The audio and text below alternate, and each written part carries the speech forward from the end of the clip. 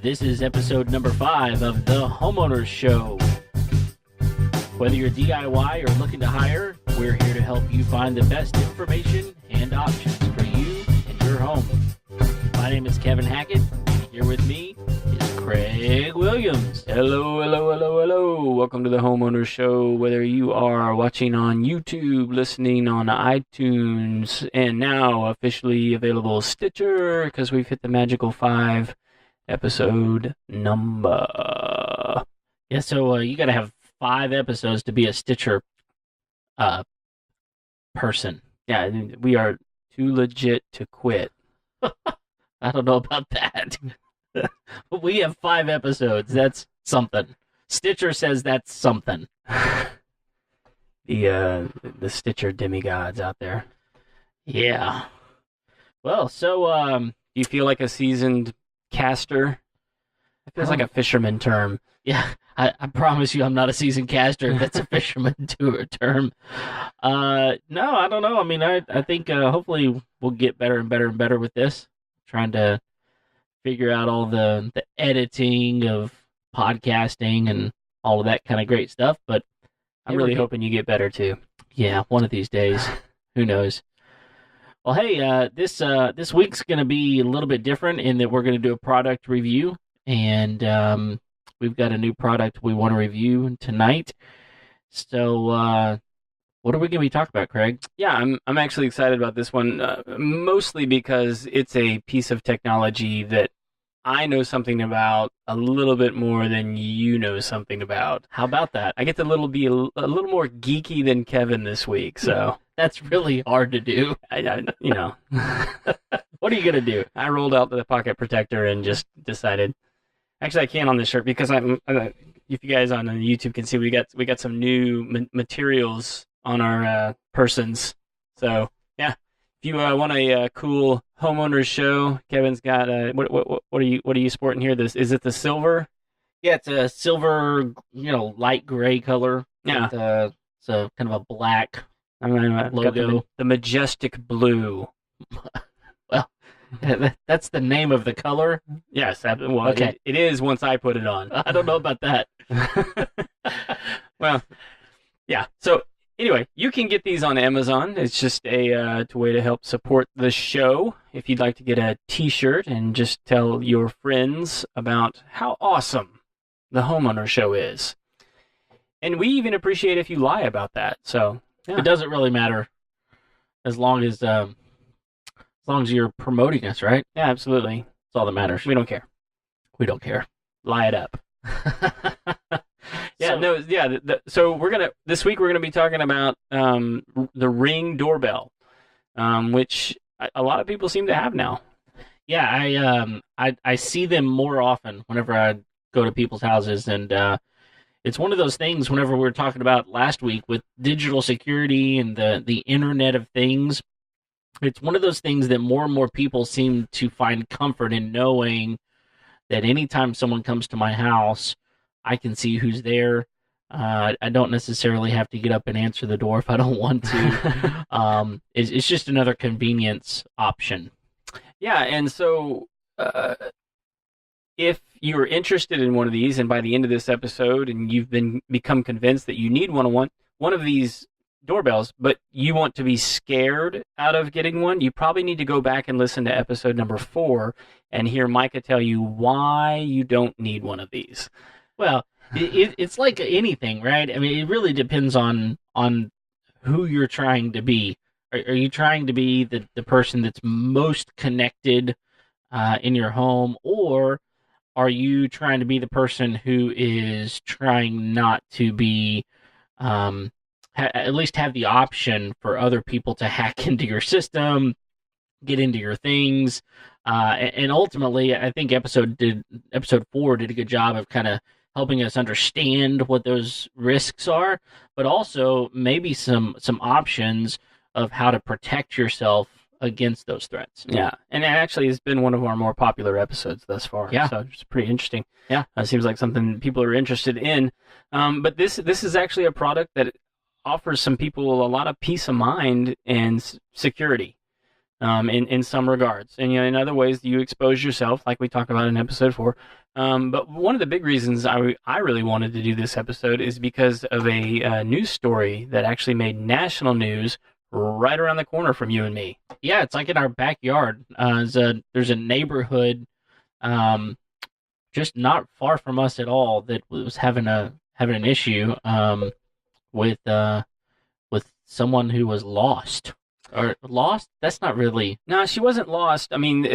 She was. She was looking for help. Basically, what was going on, and so this was like in the middle of the night. This lady starts going around and ringing people's doorbells, and one of these Ring devices actually caught her on video. And the reason it made national news is because it looked like she had escaped from being in restraints. Right. And it comes to find out that she had been in restraints and escaped. She had a boyfriend that was threatening to kill himself, and he kind of tied her up. And because of privacy reasons, they ended up locating her, and she was okay, considering the situation. But because she'd been the victim of domestic violence and abuse, they decided not to release her identity. But they did find her, and part of the reason they were able to find her is because they had a good image of her that was captured on one of these Ring devices. She was going around door to door, ringing doors, saying, "Can somebody help me? Can somebody help me?" And it was like 2 a.m, so people weren't answering the door. Right. But those people were able to take those images, send them to the police, and they had a better chest of tools to go and find this person. Yeah, I actually got a notification on my phone.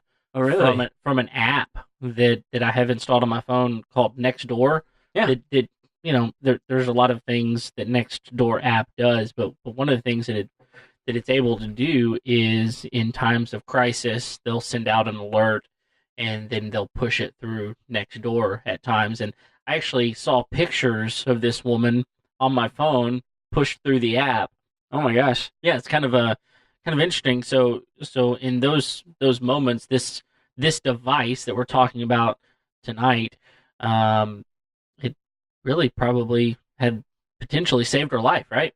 And I think I've heard of that, where people use the Ring through other apps like Nextdoor. And I think I've even seen one where it's like, do you know this person? And people will post like a video or a picture of someone that came to their door that looked kind of suspicious, right? Not, with what they were doing. Yeah. Like, what is this person up? And they weren't home, but because they had these, quote unquote smart doorbells, they were able to like capture some video.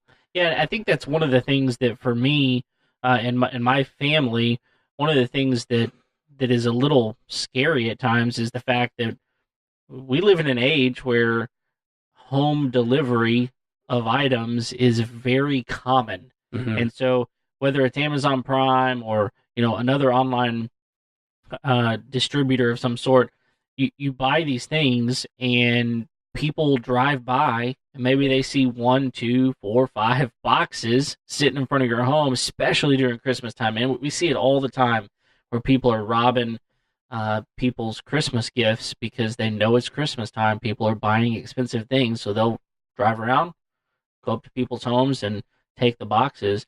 And this device has proven to be able to catch some of those thieves who are out there robbing people from just their everyday delivery items. Yeah, so it would probably be a good idea to just kind of talk about the basic function, and because this item is intended to replace the traditional doorbell. You've got the button and the chime on the inside, and you push the button, it rings, and lets somebody who's at home know that somebody's at the front door. This sort of eliminates the need to go to the door in order to answer the door. What's really cool about this is if like in my house, if you're up on the 3rd floor and someone comes to the front door and rings the doorbell, you can answer the doorbell on your cell phone via the Ring app. And if it requires you to physically go down there, well, then I need to go down there. But if it doesn't, you can actually have that conversation via your cell phone right there. Whether it's leave the package, hey, good to see you, but I'm kind of tied up with something right now. Could you come back later? Yeah, Jehovah's Witness, I'm really not interested in having that debate right now. Yeah. Although if it's me, I'm probably going to go down and have that debate. I live for those moments. It's an opportunity. I want that free Bible. You never know. I have a collection. Man, you got a lot of people coming to your house. I'm a popular guy. But yeah, it gives you the option to say, yes, I'm going to go answer my door. No, I'm not. Or, from what I'm hearing you say, I can talk directly to the person, find out what they need without unlocking the door, which is honestly, in a day and age where you just don't know, it's really nice to have that option. Yeah, absolutely, and it comes with some other features too that we're going to get into a little bit. I actually have a story from when I was on vacation last week, and the way that I actually ended up using it when I was out of state. It was really really helpful. But basically, I'm gonna speak from my perspective because I have the first generation of one of these, which feels weird that my house has like the first generation of anything. But it does, and one of the big reasons I ended up with the one that I did is because, yet again, my house is unique, and didn't have a doorbell, and this provided an option to get me a doorbell without having to run any wires. Okay, so it's wireless. Mine Okay. is. Now it requires me taking it down every once in a while to recharge it. Hmm. But I don't mind that because I didn't have to run any wires. Yeah, Yeah. that's a definite convenience. And I'm counting on someone not coming to my house between the hours of 9 and 5 a.m. and so I can charge it then. Okay, now how often do you have to charge it? I the way that I use it, I really only have to charge it like once every 2 months. So it's Well, got that's not bad at all. yeah, no, well, I mean, it doesn't get a whole lot of use. Sure. I mean, even though we have a lot of packages dropped off at the house, we have a good relationship with the person that has to drive all the way out to our house.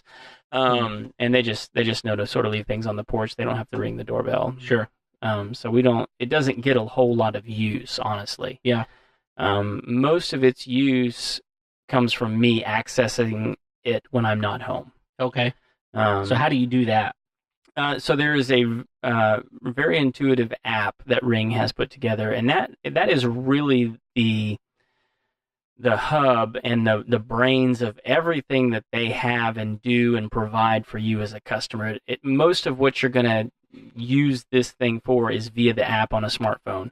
So if you don't have a smartphone, a smart doorbell like this is really not going to be helpful to you. I mean, if you're still rocking the Razor, it's just not going to be your bag. There's a few people out there still rocking the Razor. I mean, I think they're actually fixing to come out with a new one. I saw that. Yeah. Pretty cool. Yeah. But I mean, if so, like, say you didn't have like an iPhone or an Android or a Google, what is it? Google phone? I don't know. I don't know either. There's like yeah. I don't know all the names. I don't either. One of them. One of those. So if you don't have one of those, I mean, you could still operate this thing if you have like a tablet. There's also a web portal that you can use these things with. Now, I haven't used the web portal, but from what I understand, it's not as user-friendly. Okay. And I think that's because they've spent most of their money developing the app. Sure. And we can get into that a little bit more later on too. But basically, it allows you to have video of your front door. And if there's someone there that you need to talk to, you can have that conversation, and you don't even have to be physically present at the home in order to have that conversation. As long as you have Wi-Fi or even a good cell signal, you can access that doorbell pretty much from wherever you're at. Wow, that's a really big selling point to me because I think one of the biggest concerns that I've got, I know that whenever I do go on vacation or if I'm gone for business purposes or whatever, I always like to have a neighbor looking after things or, just a friend or someone, just because you never know what goes on at your house whenever you're gone. And it is kind of scary to leave your house and for a week or longer and not know who's coming up to your house. And so this sounds like it just gives you another layer of comfort knowing, hey, I've got something that if someone comes to my house, I'm not there, I can still have a little bit of control over that. Absolutely, yeah. And I will tell you, there are services that you end up paying for month to month with this device. You don't have to have those in Okay. order to use the doorbell, and the doorbell will still function without those subscription services. That being said, you really won't get the full use of that doorbell without the subscription services. And basically, what the subscription services provide you is an online hard drive to save video, because otherwise you can't save video. Now, why would I want to save video? So, there's different ways that you can even set the doorbell up. So you can set it up to where it's going to record video regardless of if anyone rings the doorbell. It's got a motion sensor on it, and so anytime it picks up motion, it'll record a short snippet of video to see what's going on at your front door. Because a lot of guys have figured out, oh, hey, there's a ring. If I don't ring it, they can't see me. Well, if you're paying for the subscription services, that motion detector is going to engage and go, hey, there's something going on at the front door. Even though the doorbell hadn't been rung, I'm going to go ahead and start recording video. And then it takes that video and uploads it to the server so that you have access to that video later on. How long does it save that for? That depends on your level of subscription. Okay. So I think the lowest tier saves it for like 5 days. Okay. And so you can, and there's even like a free trial period of like a month, I think, where you get like you can sign up for like the highest level of service for free for like a month just to see what it's like. And I got to tell you, it's pretty impressive. Because at the highest level, you can kind of go back like a month and go, oh, what's going on over here? And you can tick through and go, okay, there was motion here. Well, that's a weird time to have motion. What's going on right there? For someone like me, I've really got to sort of pare down what's going on because I'm on property. I have dogs that sort of, roam the property. Yeah. And they like to hang out by the front door because they know that's where I come out and that's where the treats come from. That's right. So they would set it off quite a bit, but like depending on your level of your account, it may not matter because if you have unlimited storage and unlimited videos and all those kind of things, you may have to go through quite a few. But for everyday Joe that lives in a normal neighborhood that is not me, be really, really helpful. Yeah. Because you would immediately know, okay, like there's motion at my door, but no one rang the doorbell. What's going on here? What was that guy up to? What was that gal doing? And you could look at it and see. So what kind of quality video am I getting? Well, so the newest ones have HDR with 1080p. Wow, that's really good. Yeah, and so there's different, and it's sort of like cell phones. As they've developed, the cameras have just gotten better and better and better and better. So I actually have the baseline model, and there's a reason I have the baseline model. It's because the two, so like there's the Ring and then the Ring 2, and the Ring 1 is really the only one that has the rechargeable battery pack. Okay, so that means that if I go past the Ring 1, the first generation, then it's got to be hardwired somehow. Well, the Ring 2 has a removable battery pack. Oh, okay. And I haven't looked at the guts of that one, but like from what I'm reading about it, it looks like you can put batteries in it. Okay. Whereas just the original Ring 1, which honestly the price has come down on that one since I got it. I think when I got it, it was like $150, and right now you can pick one up for $99. Okay. So really, as far as like a good piece of technology that's like an Internet of Things device for your home, not a bad price point. Sure. And is the only one with a rechargeable battery pack. And you just basically plug it in like USB, maybe charges for like 4 or 5 hours, and it's good to go. Okay. The other one the second tier has a removable battery pack. After that, there's 3 more tiers because they have the brand new one, the Ring Hello.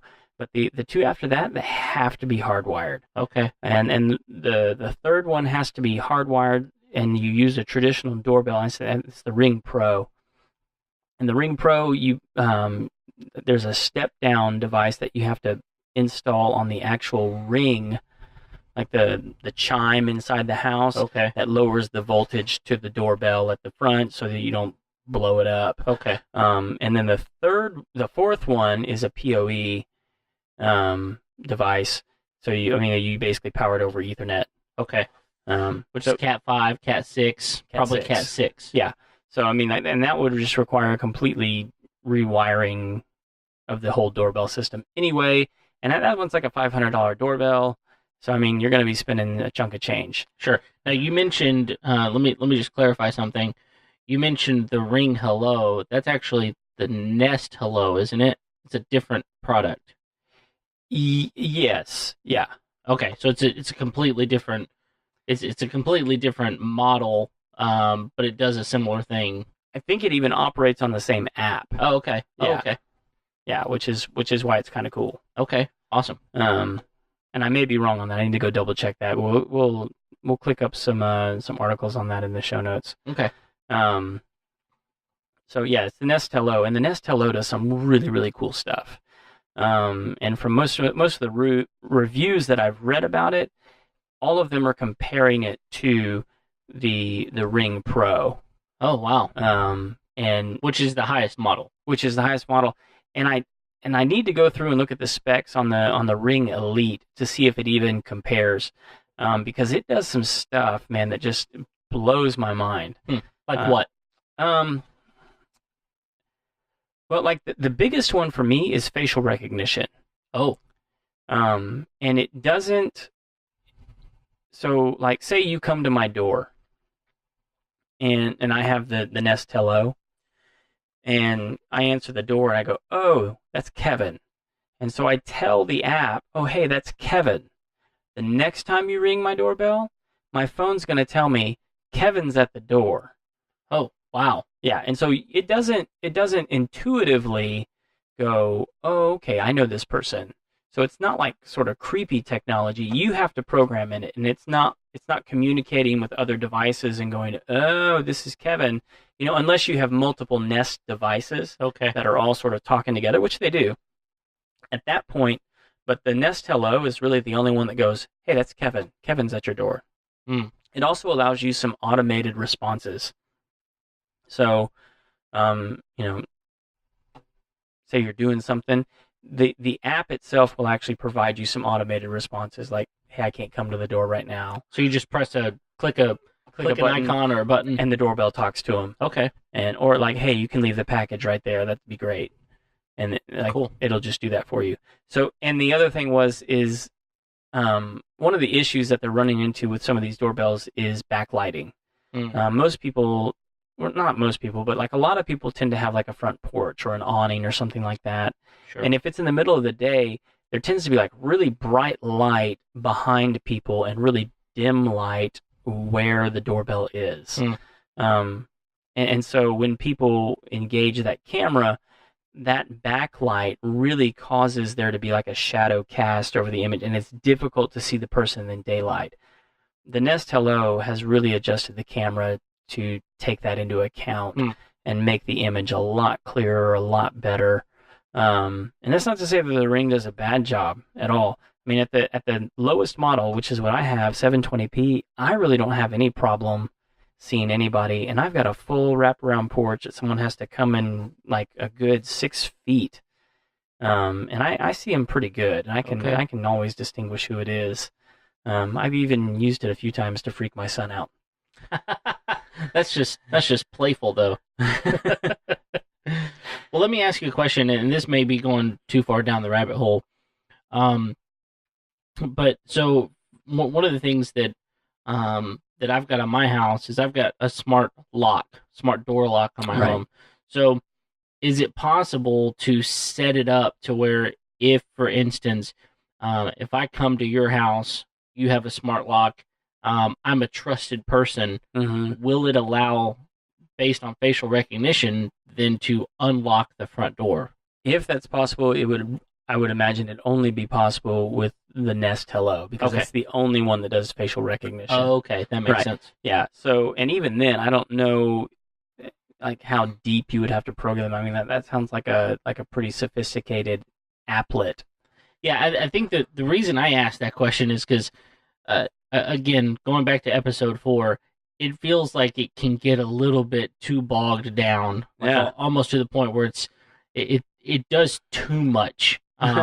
and there I can see instances where that might be good, especially if it's your family. You know, Mm-hmm. you walk up on your door, it notices you, and then it unlocks the door. That could be something that would be interesting. Um, but again, the last thing you'd want is to, oh, I accidentally noticed Craig on my and somehow I programmed it accidentally where it unlocks the door whenever he shows up. That could be a bad thing. Yeah. So, Well, and plus with the way that, I mean, like, and we have this big service that Amazon's offering now is the indoor camera with the smart locks to let the delivery guy in so that your packages don't get stolen. right. Yeah. I mean, like for me, I haven't spent a whole lot of time on that just because it'd be a weird problem for me to have. I mean, you've almost got to come 100 yards off the road to even get to my house. Sure. And by then you've probably been bitten by a dog. Most likely. Yeah. She bit you, right? Not yet. Oh, got to go back to school. Yeah, but she likes me. Oh, we'll work on that too. Yeah, so from what I'm hearing you say, yours is the baseline model, 720p on the camera, Yes. which is a early to mid 2000s television. Would be amazing in 2002. That's right. But like every version since then offers 1080p, which is much higher resolution. You're getting a better video quality out of that. Absolutely. Okay. Yeah, but I mean, again, it just kind of depends on what you want out of it. I mean, like you're not shooting a television series out of these things. I mean, like really, what you want is like, who is that? Yeah, and to put that into perspective, so a lot of people are like, oh, I need the best resolution TV out there available. I got to get the 1080p or whatever it is, the highest level. But the problem is, a lot of people don't realize is that TV shows, like your regular TV show that's coming on, your new episode, it is actually broadcasted in 720p. It's not broadcasted in 1080p. You have to get to movies that are on a DVD or a Blu-ray before you get that 1080p quality. So if you're looking at your TV and you're going, hey, this TV show looks really good, that's a 720p broadcast, which means this 720p baseline model, that's good video quality. Yeah. Yeah, no, it's really good video quality. I mean, I've never had a problem identifying someone at my front door. I mean, it's been a little jumpy if I'm not real close by. But even then, the audio comes through pretty clear. The video comes through pretty clear. I mean, like it's not bouncing around too bad. And I mean, like, and to be fair, my expectations were pretty low. I was like, this thing can't work that great. And I mean, like and so it exceeded those expectations. And that may be just a good idea anyway, is to approach a lot of new technology with low expectations. And usually these guys, by the time they put it out, they're going to be exceeding them. Yeah. So I'll give you a big for instance as to how this worked. So we were out of town last week on vacation down in Florida. And we had my sister-in-law looking after the dogs, making sure they got fed. Not too much. We wanted to stay a little mean, like, got to chase the meat. Just enough to make them miss us. Yeah. But anyway, so I was in Florida, and I was like, you know what, I'm going to check on the house. So I brought up the Ring app, pulled up the camera, and looked at the porch, and it was nighttime, and sure enough, my porch lights were on. And you didn't leave them on when you left. I did not leave them on when I left. So I immediately sent a message to my sister-in-law. I was like, hey, just checking in, making sure all the dogs are doing okay. And by the way, next time you go by the house, could you turn the porch lights off? I didn't mean to, maybe somebody turned them on that I didn't know when we left or something I don't know. Sure. It was pretty early when we left. And so I sent her the message, and I get one back. She goes, no problem. How'd you know the lights were on? Stalker. I was like, because I got the smart doorbell. That's right. Yeah, so it was, I mean, like just in that instance, it was really, really helpful for me to have it. I was in the camera angle that I have, and it offers you like a pretty wide angle. I think it's like 160 degrees that you can kind of see what's going on around that doorbell. And so at night it was really easy to tell, like, hey, my porch lights are on. I probably don't want to be running that power while I'm gone. That's wasteful and all that kind of good stuff. They just don't need to be on. So I just had her turn them off, and she was kind of freaked out that I knew what was going on. Oh, but that's what handy. else did you see me doing there, Craig? Yeah, so that's a great thing. So you brought up a point that is interesting to me. So at night, what type of video quality are you getting? Because a lot of times, people don't have their porch light on at night, and I know some devices have found a way with certain lighting techniques that can give a pretty clear image even at night. But how does what kind of quality are you getting at night out of these things? Yeah, you get pretty good quality. I mean, and it's not like it is during the daytime. And I don't even know what the technology is that you call it, because I think they essentially call it night vision. Yeah. But it's not like when you put the goggles on and you get the green lit up. Right. It's mostly, it looks kind of black and white is what it looks like, but like with different monotones happening in there. But you can see what's going on. Okay. You and I, when we get done here, we can pull it up and look what it's like on the porch, because we've got the lights off out there right now. Sure. And see what it looks like. But it's pretty good. Okay. If we turn it on, we'll probably see one of the dogs sleeping on the porch or something. Most likely. Which is what they do. That's what they do. Yeah. Well, that's good to know, because the last thing I would want, the worst time to have someone come to your door is at night. And if I can't see them, then that's not helpful. So it's good to know that that's an option. Yeah, and again, I do want to sort of reiterate, this product really doesn't come to life unless you pay for the subscription. Sure. Because unless somebody's figured out an end around, there's not a way to record the video that you have. So if you don't have the subscription services, anything you have is live, and you can't record live even. Yeah, so let me ask you a question about that. So, So there's different levels of subscription and different lengths of time that video is saved to the server. Can you download that video and own it? Or so for instance, let's say someone came to your house that shouldn't be at your house, and you find out that the authorities could actually use that video. Is there a way that you can download that video, pass it off to the authorities, and they can then have it to use for evidence or something like that? Yeah, exactly, and that's exactly what happened in the story we talked about at the beginning. Right. The whole reason I even want to talk about this is because that's what you do, is you can download that. You can put it on Facebook. Okay. And I've seen people do that where they're like, "Hey, this joker just totally vandalized my front porch, and I want to catch him. So if you know him, let me know who it is, and I'll go pay him a visit." Sure. I've seen that kind of stuff. Okay. And they've gotten connected. Oh yeah.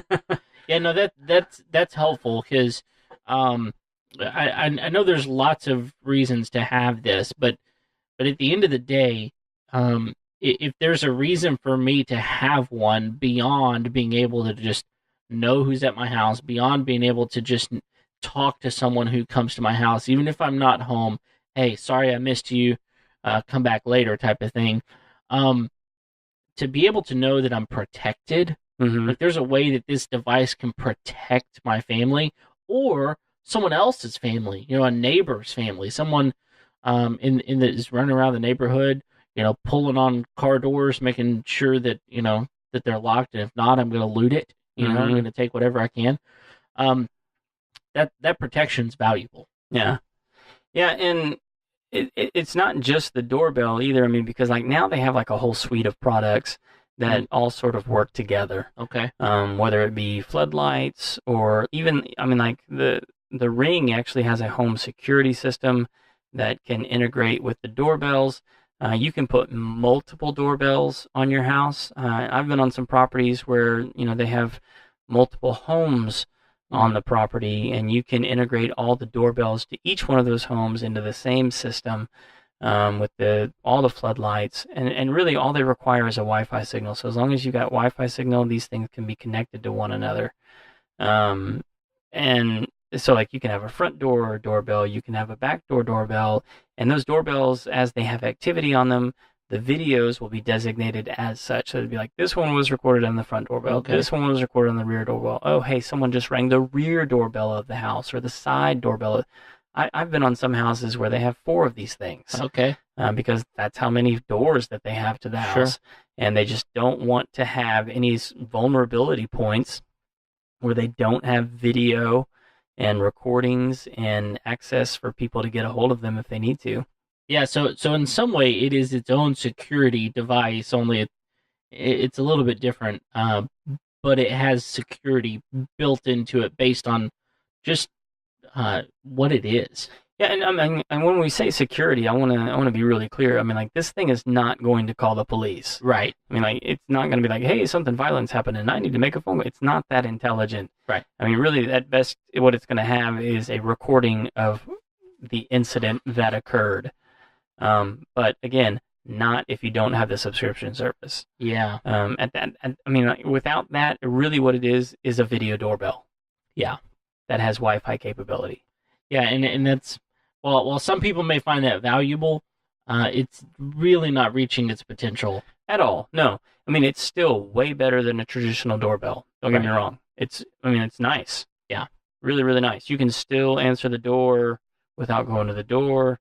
So it provides a lot more features than that button that was there before. Sure. Unless you're at my house, in which case you didn't have one. Yeah. So to have anything was an upgrade. Yeah, and I think it's also important to note that when it comes to installing these devices, a lot of these new devices are made for you to be able to install on your own fairly easily. Oh yeah. But there are going to be instances that's not as easy as you want it to be. I've got a cousin who has a Ring doorbell. He moved homes. He decided, I'm taking my Ring with me. This thing is awesome. He gets to the new home, and for whatever reason, his doorbell doesn't have power to it. And so the one that he has is a hardwired device. It's not one of the earlier generations that uses a battery. And so he's having a hard time without rewiring back to the doorbell, back to the front door, using his device. Well, that may require professional installation. Yeah. So I think one of the things that I would encourage any listener who's thinking about going and getting one of these things is just kind of take an evaluation of what you have and try to figure out, okay, which generation am I looking for, and will my house currently, the way it is currently set up, will it accept it? If not, I just need to understand I may have to have a professional come out here, maybe rewire this thing, and depending on the house, depending on what you have or don't have, that could be an inexpensive thing, or it could be an expensive thing. So just something to kind of keep in mind. Yeah. Yeah. You have any other questions about this thing, man? No, I think we've covered it for the most part. Yeah. So are you gonna go buy one now? I don't know. They're really intriguing to me, and it's something that that I think I could benefit from. It's one more thing. I mean, I've got so many devices in my house. I just really have a lot, and it's one more thing. But I like the idea of it, and I think it could be something that I could sufficiently convince my wife that we could use, and that we could benefit from. So, I'm just trying to make you safer. That's all, right? So yeah, I think it's definitely something that I'm interested in, and right now it'll just be a when I choose to spend the money on it. Right? Yeah, that's kind of the way it is. Yeah, it seems like the prices continue to come down on these things, so it might be worthwhile to wait. But I mean, like $99, that ain't bad. It's not bad at all. So not bad at all. So yeah, so I guess we'll have some links up in the show notes to where you can price check this thing. Yeah. Make sure our info is good as of 2018. Yeah. That's all we promise. Yeah. Beyond that, who knows? And find it yourself. Yeah. But yeah, so if you have any questions about any of these things, you can always email us at info@homeownershow.com. You can find us on Facebook. Instagram, YouTube, and any other podcast listening platform out there, including Stitcher. Including Stitcher. We came for you, Stitcher. We found you. We also have a website, www.homeownersshow.com. And there is stuff on that website. Yeah. Go check it out. Just see what's up. Including the link to buy these fancy t-shirts. Fancy. Yeah. So anything else we got going on, Kev? Any other special announcements? No, I think that pretty much covers it. I want to thank everyone for tuning in and listening today. And have a great week. See ya.